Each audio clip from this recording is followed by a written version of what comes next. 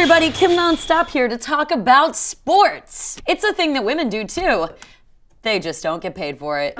We already know that women earn 78 cents to the dollar, but in sports, that figure is closer to 6 cents. 6. Train hard, hours spent, so I get my 6 cents. Now, I'm not here to complain about the state of women's cycling. No, there's fucked up shit happening all across sports, beginning with the pro leagues. Don't worry, this is gonna be quick, there's only 3. The WNBA, the NWSL, and the NWHL. Oh, right, I forgot one. The LFL, the Lingerie Football League. That's right, we can play football in our underwear and get paid for it. What a time to be alive. Just kidding, guys.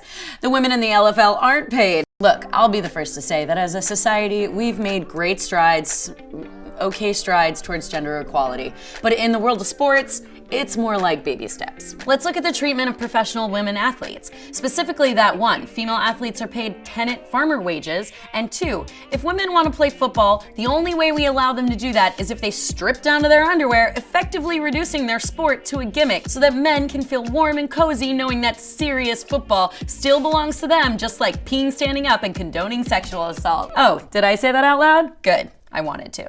I'm all too familiar with the unequal prize money, organizational sexism like race length limitations, and continued use of podium girls. And I haven't even addressed the pay gap because what pay? UCI, that is cycling's governing body, offers no base salary for female riders. Some women race all 10 days and 1,000+ kilometers of the Giro d'Italia for fun. And if they win, prize money is 1/10 of the men's prize. But hey, if women want to race the Giro d'Italia for fun, isn't that what it's all about? And while we're at it, in the dollar box of my next rent check, I'll be sure to write fun, and maybe even draw a little smiley face in lieu of the actual dollar sign, because apparently fun is a perfectly acceptable substitute for a living wage. At least some sports have equal playing stages. Take tennis, for example. Men's and women's matches are played on the same courts on the same days during a tournament. In fact, tennis is seen as a victory in gender equality. Its 4 Grand Slam tournaments pay equal prize money to men and women, and it's one of the few sports that has produced superstar female players like Serena Williams, whose 39 Grand Slam titles puts her 3rd in the all-time list. You go, girl. But somehow, if you search most Grand Slams, results turn up Roger Federer's mere 19 to Williams's 39. That's 20 more Grand Slams. That's more than Federer's total number of Grand Slams. I don't know what to say, except it's some kind of sexist search algorithm. I asked IT for some kind of explanation and they kindly forwarded me an excerpt of search code. Thanks. It all makes sense now. Another sports league that gives men and women the same spotlight is the UFC, often hosting matches by both sexes on the same fight card.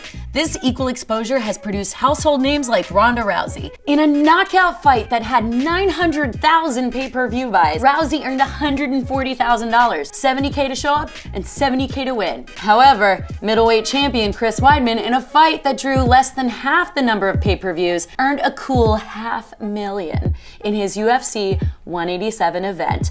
$250,000 to show up and $250 to win. Honestly, if we wanted to watch 2 dudes beat the crap out of each other, we could just re-watch the final scene of The Mummy Returns, where Brendan Fraser battles the Scorpion King, aka Dwayne "The Rock" Johnson, and I'd rather watch that because half his body is grafted onto a giant scorpion. The WNBA is the crown jewel of women's pro leagues. Yet, women in the WNBA have a minimum salary of $38K, which is what my cousin Derek made his first year working at Best Buy. And they have a maximum salary of $100K, which is what he made selling stolen PlayStation 4s on eBay. So if you're looking for a PS4, I know a guy. In comparison, the NBA minimum salary is $525,000, stretching all the way to a whopping $16.5 million, with the team salary cap at a historic high of $70 million, or enough money to restructure the entire power grid of Puerto Rico.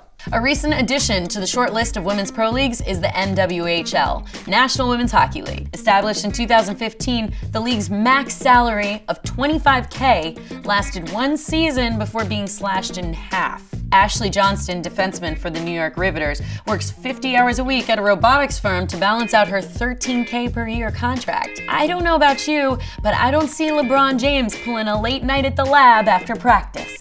How can we ever expect female athletes to reach their highest potential if they always have to work side jobs to pay the bills? One major reason the money isn't there for women's sports is the lack of media coverage. Sponsors won't back invisible athletes. Females represent 40% of all athletes nationwide, yet they receive 2 to 4% of all sports media coverage.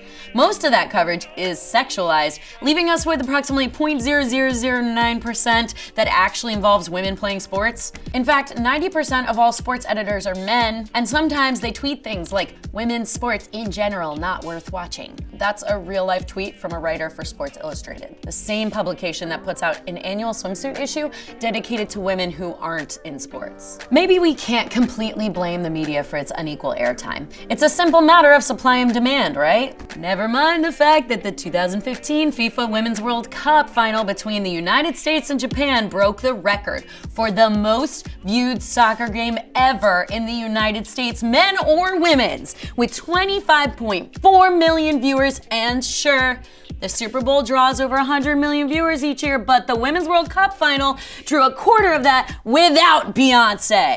So what can we do? File complaints. Boycott races and events that don't have equal prize money. Go watch women's games. Show interest by tuning into any coverage, live streams, whatever. Show our kid sisters the badassery that is a woman laser focused on rising to the top of her game. Be a Lucy, taking the ball from Charlie. And above all else, give women's games halftime shows and Magic Mike the shit out of them. What's your favorite sport? Women's rugby. Ooh.